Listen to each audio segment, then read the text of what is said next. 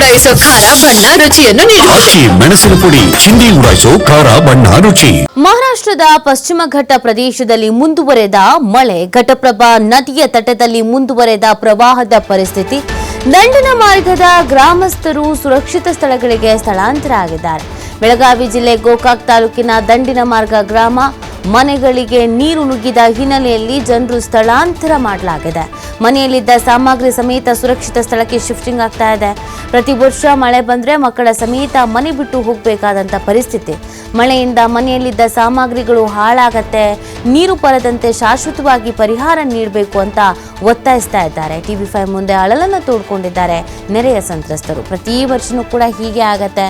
ಒಂದು ಮಳೆ ಬಂತು ಅಂದ್ರೆ ಸಾಕು, ನಾವೆಲ್ಲ ಮನೆ ಬಿಟ್ಟು ಹೋಗಬೇಕು, ಮಕ್ಕಳನ್ನೆಲ್ಲ ಕರ್ಕೊಂಡು ಹೋಗಬೇಕು, ನಮಗೂ ಸಾಕಾಗಿ ಹೋಗಿದೆ. ಮಳೆ ಬಂತು ಅಂತಂದ್ರೆ ಮನೇಲಿರೋ ಎಲ್ಲ ವಸ್ತು ಹಾಳಾಗಿ ಹೋಗುತ್ತೆ, ಶಾಶ್ವತವಾಗಿ ನಮಗೊಂದು ಪರಿಹಾರ ಬೇಕು ಅಂತ ಅವ್ರು ಕೇಳ್ಕೊಳ್ತಾ ಇದ್ದಾರೆ. ಅಂದರೆ ಮಳೆ ಬಂದಂಥ ಸಂದರ್ಭದಲ್ಲಿ ನಮಗೇನು ಸಮಸ್ಯೆ ಆಗಬಾರ್ದು, ನಮ್ಮ ಮನೇಲಿ ನಾವಿರಬೇಕು ಅಂತ.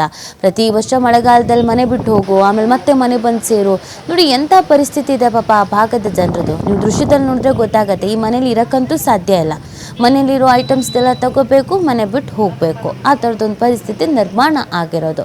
ಹಾಗಾಗಿ ನಮಗೊಂದು ವ್ಯವಸ್ಥೆ ಮಾಡಿಕೊಡಿ ಅಂತ ಅವ್ರು ಕೇಳ್ಕೊಳ್ತಾ ಇದ್ದಾರೆ.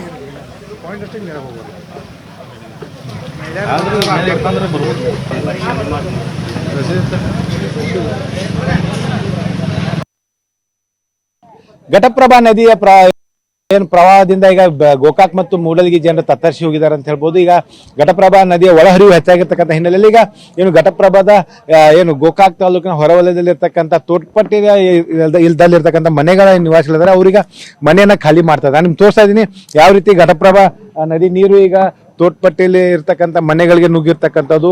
ಇಡೀ ಒಂದು ಏನು ಘಟಪ್ರಭಾ ನದಿಯ ಒಳಹರಿವು ಈಗ ಹೆಚ್ಚಾಗಿರ್ತಕ್ಕಂಥ ಹಿನ್ನೆಲೆಯಲ್ಲಿ, ಜೊತೆಗೆ ಏನು ಹಿಡಕಲ್ ಜಲಾಶಯದಿಂದ ನೀರನ್ನು ಕೂಡ ಬಿಡುಗಡೆ ಮಾಡ್ತಿರ್ತಕ್ಕಂಥ ಕಾರಣಕ್ಕಾಗಿ ಈಗ ಗೋಕಾಕ್ ಮತ್ತು ಮೂಡಲಗಿ ಜನರು ಈಗ ಪರದಾಡುವಂಥ ಪರಿಸ್ಥಿತಿ ನಿರ್ಮಾಣ ಆಗಿದೆ. ಈಗ ನಾನು ನಿಮ್ಗೆ ತೋರಿಸ್ತಾ ಇದ್ದೀನಿ ಯಾವ ರೀತಿ ಒಂದು ತೋಟ್ಪಟ್ಟಿ ನಿವಾಸಿಗಳಿಗೆ ತಮ್ಮ ಮನೆಯಲ್ಲಿದ್ದಂಥ ಸಾಮಗ್ರಿಗಳು, ದವಸ ಧಾನ್ಯಗಳಾಗಿರ್ಬೋದು, ಜೊತೆಗೆ ಏನು ಗ್ಯಾಸ್ ಸೇರಿದಂತೆ ಆಗಿರ್ಬೋದು, ಜೊತೆಗೆ ಬಟ್ಟೆಗಳಾಗಿರ್ಬೋದು, ಜೊತೆಗೆ ಅಮೂಲ್ಯವಾದಂಥ ಡಾಕ್ಯುಮೆಂಟ್ಗಳಿಂದ ಅವೆಲ್ಲವನ್ನು ಕೂಡ ತೆಗೆದುಕೊಂಡು ಈಗ ಸುರಕ್ಷಿತ ಸ್ಥಳಕ್ಕೆ ಹೋಗ್ತಾ ಇದ್ದಾರೆ.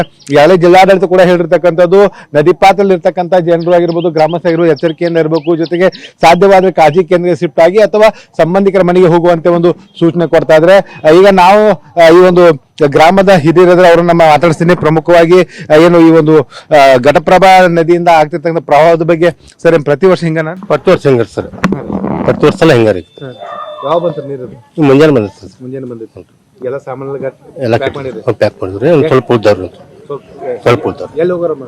ಎಲ್ಲರೂ ನೋಡ್ಬೇಕ್ರಿ ಸರ್, ಮತ್ತೆ ಎಲ್ರು ನೋಡ್ಬೇಕು ಅನುಕೂಲ ಇದ್ದಿಲ್ಲ. ಅದೇ ನೋಡೋ ಜಾಡಿ ಜಪಟಿ ಬಾಳ್ತಾವ್ರಿ ಸರ್, ಎಲ್ರು ನೋಡಿ ಅನುಕೂಲ ಮಾಡ್ಕೊಂಡು ಬೆಳೆ ಮುಳುಗೈತ್ರಿ ಸರ್. ಏನ್ ಬೆಳೆದ್ರಿ? ತೊಗರಿ ಹಾಕಿದ್ರಿ. ತೊಗರಿ? ಹ್ಞೂ ರೀ. ನುಕ್ಸಾನ ಆತಲ್ರಿ ಸರ್. ಎಷ್ಟು ಎಕರೆ ಐತ್ರಿ ಕಾಕ? 1 ಎಕರೆ ರೀ. 1 ಎಕರೆ? ಹ್ಞೂ. ಎಷ್ಟು ಖರ್ಚು ಮಾಡಿದ್ರಿ ಕಾಕ? ಒಂದು 12-13 ಸಾವಿರ ರೂಪಾಯಿ ಖರ್ಚು ಬಂತು. 12-13 ಸಾವಿರ ರೂಪಾಯಿ ಖರ್ಚು ಮಾಡಿದ್ರಿ. ಈಗೇನ ಬೆಳೆದ ಬೆಳೆ ಕೈಗೆ ಬರಂಗಿಲ್ಲ ಅಂತೀರಿ?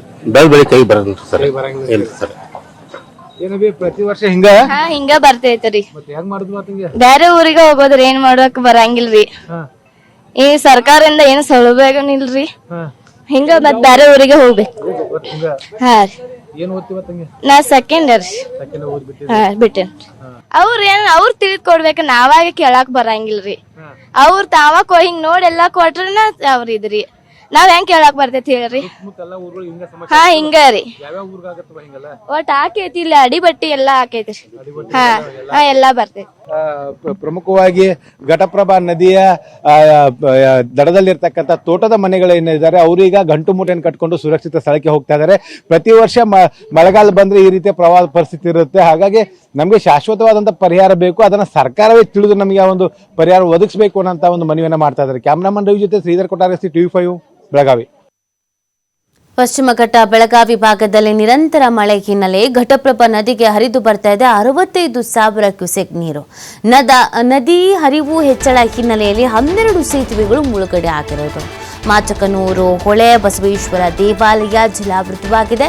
ಬಾಗಲಕೋಟೆ ಜಿಲ್ಲೆ ಮುಧೋಳ ತಾಲೂಕಿನ ಮಾಚಕನೂರು ದೇವಾಲಯದಲ್ಲಿನ ಶಿವಲಿಂಗ ನಂದಿ ವಿಗ್ರಹ ಮುಳುಗಡೆ ಆಗಿದೆ.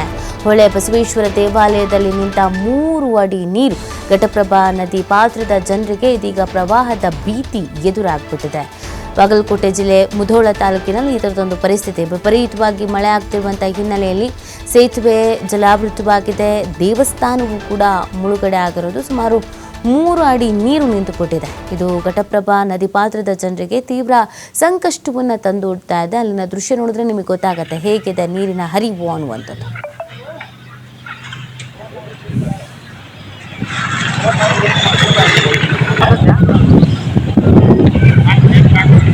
Yeah,